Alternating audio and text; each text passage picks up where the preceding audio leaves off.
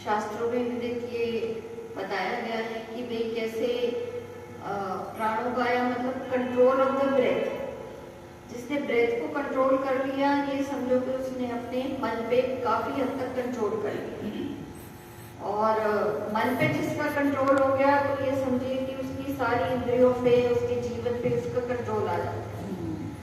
कई चीजों में हम कंट्रोल कर लेते हैं, बोलने पे, खाने पे, पीने पे, व्यवहार में, लेकिन मन एक ऐसा है जो दिखाई नहीं देता है, सिर्फ हमें ही पता होता है उसके बारे में, और इसका कंट्रोल सबसे मुश्किल करना है। तो मन को कंट्रोल करने का सबसे बेहतरीन साधन यही है कि हम प्राणों का आयाम करें, प्राणों को कंट्रोल करें, लंबे गहरे सांस लें, और जो पतंजलि योगपीठ द्वारा बताए गए हैं तरीके सांस लेने के, उनको अगर हम ले लेते हैं तो हमारे जीवन में मतलब एक बहुत बड़ा बदलाव आना शुरू हो जाता है। हम 5 मिनट से शुरू करें, 2 मिनट से शुरू करें, 10 मिनट तक चलाएं और सुबह शाम करें, और धीरे धीरे ये जो प्राणों का कंट्रोल है, इसका जो पीरियड है, ड्यूरेशन है, इसको हम बढ़ाएं। बढ़ाने का मतलब ये नहीं है कि हम सांस नहीं ले रहे। लोग कहते हैं सांस ले रहे हैं, सांस तो ले ही रहे हैं, रात को भी हम नींद में होते तो भी हम सांस ले ही रहे होते हैं, लेकिन प्राणायाम का मतलब है कि एक अलर्टनेस में, एक अवेयरनेस में सांसों को लंबा खींचना, उनको थोड़ा रोकना और फिर उनको छोड़ना। तो इससे कई जो मल हैं, कई विक्षेप हैं मन के स्तर के, वो दूर होने शुरू हो जाते हैं। क्योंकि हम काम तो सारे करते हैं, लेकिन हम काम भी ऐसे करते हैं, सांस भी ऐसे लेते हैं जैसे एक मशीन की तरह, मैकेनिकल तरीके से कार्य सब हो रहे हैं, लेकिन जिन कार्यों पे हम ध्यान नहीं देते हैं उनका फिर जो आउटपुट होता है, आउटकम होता है, उसकी क्वालिटी में फर्क आ जाता है। इसलिए प्राणायाम अवश्य करना चाहिए, और हम ओम जितना बोलेंगे, ओम के जाप के साथ लंबा सांस लेंगे तो हमारे जो 2-3 कार्य साथ के साथ हो जाते हैं। तो हमेशा हमें ये ध्यान रहे पूरे दिन में, हम जो सुबह उठते हैं तो सुबह के हमारे प्रातःकालीन के मंत्र हैं, सभी जानते हैं, 5 मंत्र हैं, हम उनसे शुरू करें और हर मंत्र को हम धीरे धीरे बोलें, हम लंबे सांसों के साथ बोलें, और जो हम बोल रहे हैं उनकी जो मीनिंग्स है, जो उनका मतलब है, उसके ऊपर जरूर ध्यान दें। क्योंकि सिर्फ बोल करके छोड़ दिया और उनमें जो विचार रखे गए हैं उन पे अगर हमने ध्यान नहीं दिया तो हमें लाभ तो होता है, लेकिन बहुत ही आंशिक रूप से लाभ होता है। तो कोई भी कार्य हम करते हैं, इसका हमें प्रैक्टिस करनी पड़ेगी, क्योंकि प्रैक्टिस अभी जो हमारी है वो अलग तरीके की है। अभी हम खाना बनाते हैं, नहाते, धोते, बोलते, जो भी हम कार्य करते हैं वो एकदम मैकेनिकल तरीके से कर रहे हैं। हम क्या बोल रहे हैं, बोलने कई बार तो हम बोलने के बाद भी हमें, कई लोगों को नहीं पता लगता कि हम क्या बोल रहे हैं, कहाँ हमें बैठ करके कैसा व्यवहार करना है, इस पे हम बहुत कम ध्यान देते हैं। बेशक लिखा रहता है कि भाई कई जगहों तक मोबाइल फोन नहीं यूज करना है या कैसे यूज करना है, या जो भी प्रक्रिया है, जैसे हम हवन भी करते हैं तो हवन के भी आदेश हैं, कि जैसे ही हम एंटर करते हैं यज्ञ के वेदी के पास, तो हमें चुप रहना चाहिए और हमें हमारी नजरें जो हैं वो हमारी अग्नि की तरफ होना चाहिए। तो ये छोटी छोटी सी बातें हैं, अगर हम इन पर ध्यान देना शुरू करेंगे तो ये हमारी लाइफ का, हमारी जिंदगी का, हमारे दिनचर्या का हिस्सा धीरे धीरे बनना शुरू हो जाता है। लेकिन शुरू में प्रयास, मतलब इसके लिए बहुत प्रयास करना पड़ता है। शुरू क्यों करना पड़ता है? जैसे छोटा बच्चा होता है, चौथी पांचवी में हमने साइकिल चलानी सीखी, तो या कोई बड़े होके 18-20 साल में ड्राइविंग सीखता है कार की या गाड़ी की, तो कितना उसमें हमें ध्यान देना पड़ता है। एक्सीलेटर का है और ब्रेक्स का है, सड़क का है, और यही प्रक्रिया करते, प्रैक्टिस करते करते इतने हम एक्सपर्ट हो जाते हैं बाद में कि पता भी नहीं चलता है। लोग हाथ छोड़ के भी साइकिल चला लेते हैं और गाड़ी चलाते चलाते हुए भी बातें भी कर रहे हैं, मोबाइल पे भी बात कर रहे हैं और गूगल मैप को भी देख पा रहे हैं और सड़क पे भी ठीक चल पा रहे हैं। इतना एक्सपर्टीज हो जाता है हमारे अंदर ड्राइविंग का। तो वो वाला जो लेवल है उसको लाने में शुरू में जोर तो पड़ता है।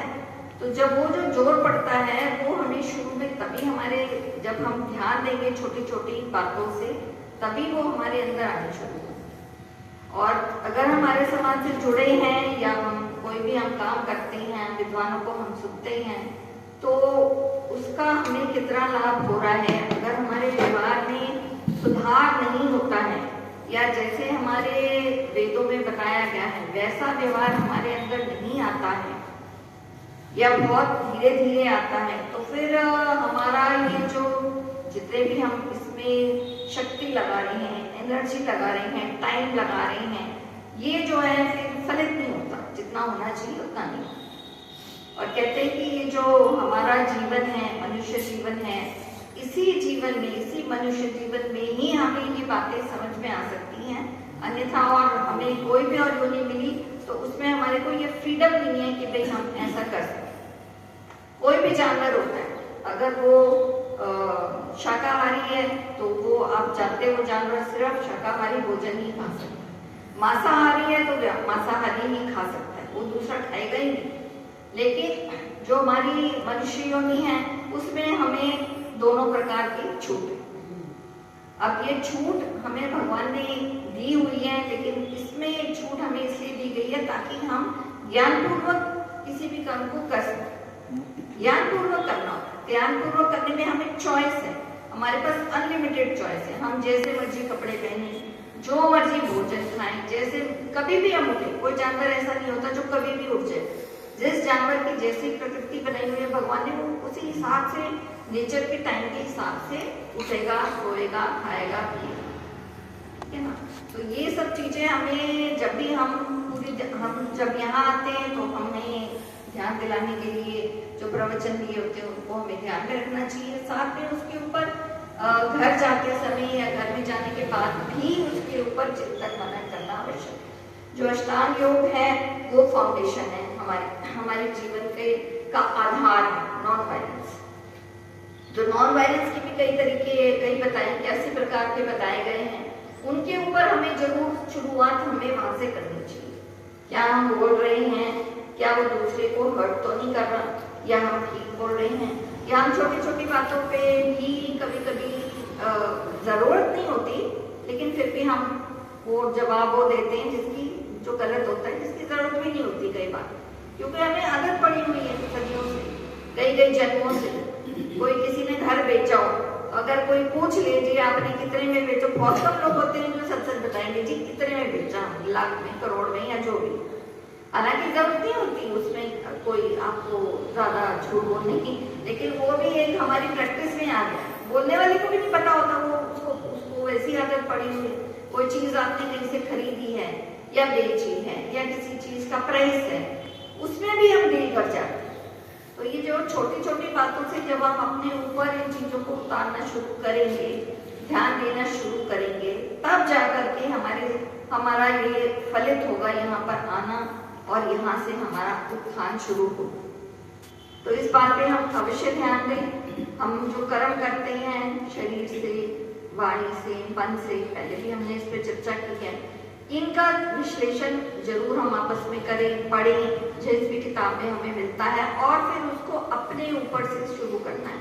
दूसरे के ऊपर से शुरू करने में हम बहुत एक्सपर्ट होते हैं, तुरंत हमारा जो विश्लेषण है वो दूसरे के ऊपर पहले होता है, दूसरे के ऊपर हम जजमेंटल रहते हैं, अपने हम बड़े अच्छे लॉयर होते हैं। अगर हमसे कोई गलती हो जाती है तो हम उसका जो एक्सप्लेनेशन देने में हम सबसे आगे होते हैं और सबसे तुरंत देते हैं और बड़े अच्छे एक्सप्लेन करते हैं। अगर हमें आने में देर हो गई या जाने में देर हो गई या किसी और बात में हो गई, लेकिन अगर दूसरे से हो जाए तो हमारा जजमेंट तैयार रहता है कि नहीं, ये तो ऐसे करते हैं, ये तो आदत है, ये तो ये है, ये वो। तो ये छोटी छोटी बातों से हमें अवश्य अपने आप से शुरू करना चाहिए। हम दूसरे की एडवोकेसी करें और अपने ऊपर हम जजमेंट करें, अपने रेफरी हम खुद बने।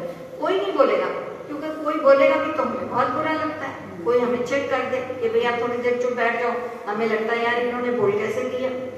तो ये बातें दूसरे की इस उम्र में तो बिल्कुल ही नहीं है, किसी को पसंद नहीं आती है।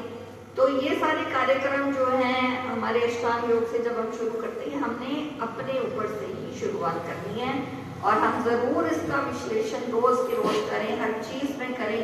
3 प्रकार से माध्यम से हम कर्म करते हैं। वो जो तीनों माध्यम है वो हम सुबह शाम अपना एक चेक लिस्ट बनाएं और वहां से शुरू करें और अपने मन में अपने आप को हम बताएं कि भाई ये त्रुटियां या ये कमियां आज मुझे लगी हैं, ये आगे से नहीं होनी चाहिए। और जरूर दूसरे की एडवोकेसी जरूर करें। कोई आपसे कोई गरीब है या कोई जरूरतमंद है या किसी के साथ कोई ऊंच नीच हो गई है तो उसकी वकालत करें, उसके पक्ष में। और करते हैं हम ज्यादातर जीवन में अपनी वकालत।